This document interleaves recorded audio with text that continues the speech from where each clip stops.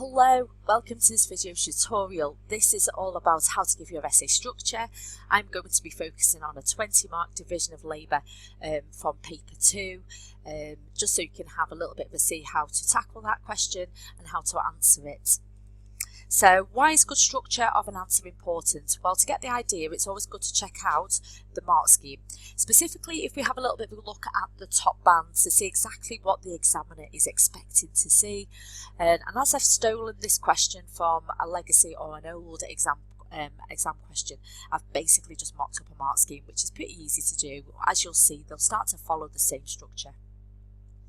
So what I want you to look at is that make sure that throughout your answer you've got good knowledge, conceptually detailed. So it's not always names, but viewpoints, explanations, with as many sociological words in as possible. Your AO2, which is this one, applied accurately means link it to the question. So in every paragraph state why is it relevant to the question that's being asked, and analysis and evaluation. It's explicit, it's relevant, and that means it's applied, it's not just bolted on. And it also uses the word debate throughout, and make sure that you do address that. And lastly, they're expecting to see an appropriate conclusion to have been drawn. So the best way to talk about an exam question is to give a bit of an example. So like I said, I've chosen this 20 mark for paper 2 so you can see a bit of a real life example about how it works. So we're going to look at a bit of a good introduction, main paragraph, so to keep it short, just one paragraph, and a conclusion. So the first stage about writing a better essay or getting good structure is planning, and in the exam time is of the essence, but please make sure that you are spending at least 5 minutes just planning your answer. Basically what I want you to do is go through the following process. So firstly, read through the item and then the question, and immediately you'll be familiar with it and you'll be able to isolate the topic from which it is from. And then reread the item and this time underline key words. Maybe do a bit of annotation or writing on any ideas that you've got, and then do the same with the question, underline the hooks, a bit like item B, knowledge, evaluate, division of labour, equal, things like that. And then spend the remaining 3 or so minutes adding your knowledge, organise your thoughts, and it is a good idea to dump all your ideas out your head to paper so you can start to organise your answer. So why is a good introduction important? Many students struggle with writing an introduction, mainly because they don't really know what they should be putting into it. And secondly, students often miss out the first phase, planning the answer. So getting the ideas down in the spider diagram on the question paper before beginning to answer the question is a really good idea. Also, some teachers suggest to their students not to write an intro, but I'm going to be really honest with you. If you want to be successful at academic writing, I think knowing what to put in an introduction is a must. Even if your intro in an exam is really brief, I think you still need to know how to do it. So if you've already read, reread, highlighted, annotated and got some ideas for paper, you should have a bit of a fair idea about what the question is getting at.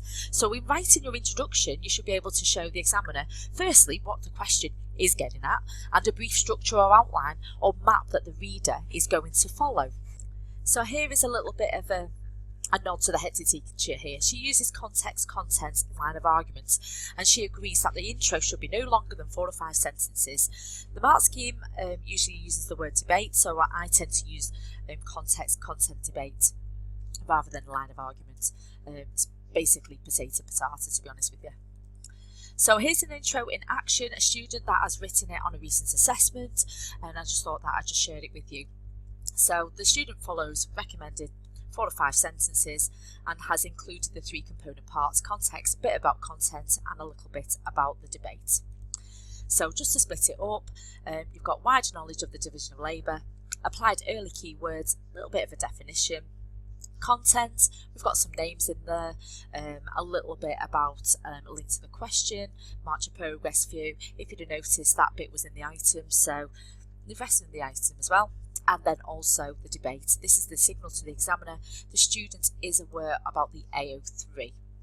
And what this student does really well, she uses the words from the question to show it's applied, it's relevant. So the main body of your answer, again drawing upon the hectic teacher once again.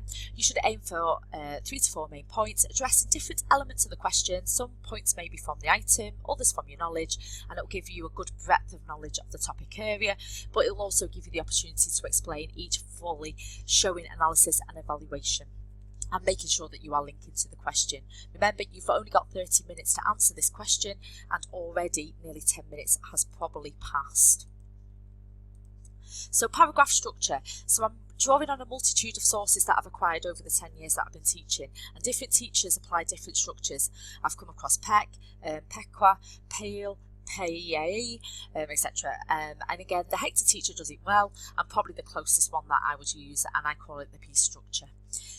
So what does it stand for? P, start off with the point that agrees with the question. From the item or from your knowledge, explain that point. Apply your knowledge of theories, studies, concepts, ideas. Apply it, so link it back to the question.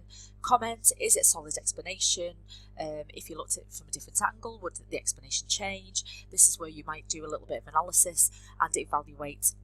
This is where you are going to give the opposing views. Okay, if you want to avoid juxtaposition, there is a previous video on juxtaposition. I will post a link below for you to have a little bit of a look at. So have a look at the student's paragraph to show it in action. The student starts off with a point that agrees with the question, the first view that argues that the division of labour is now equal, and they've referenced it from the item. And they have a lovely early use of that item, and they explain the point with Wilmot and Young study and the symmetrical family. The explanation includes key words and some comparison to an earlier piece of work by Parsons, and what they then do is they link it back to the question by stating the symmetrical family, showing the division of labour being equal. Okay, so leading up to there, there is a brief commentary exploring it. Why is it equal from a male perspective?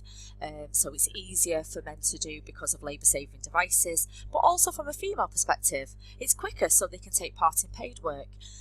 Lastly, the evaluation, this is at the bottom, is a direct criticism from Oakley. So this argues that this is an exaggeration, and as always, the paragraph ends with a cheeky link back to the question, challenging the claim that the division of labour is now equal. Okay, so just have a little bit of a look at how the students wrote it. You're talking about maybe 5 minutes that you've got to write a paragraph such as that. A little bit of a brief overview of possible further paragraphs to give you a little bit about some of the ideas that you could have wrote about. So that first paragraph was all about the domestic work, but you could have gone and had a paragraph about childcare, a little bit of an idea for and against, paid work, and also a little bit about the explanations, material versus the cultural explanations. So what about analysis then? A useful tip to help you analyse is CAGES. This stands for class, age, gender, ethnicity and sexuality. And I'm really sorry, but I can't remember who told me or recommended me to use that, so I cannot even credit the person or the teacher who uses that, but this is for you, okay. But what it does is it encourages you to dig a little bit deeper into the topic or debate, and it allows you to explore or analyse. You're breaking it down even further. So here's some examples just to get you started about things that you could add into your answer to show a little bit more deeper analysis to get you those higher AO3 marks.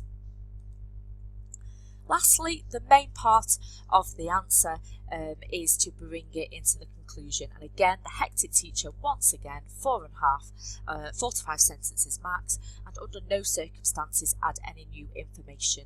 But basically, it draws that debate back together to offer that judgment at the end. So start by identifying the main points identified. So this is linked to the division of labour being more equal, because that is what the question was asking.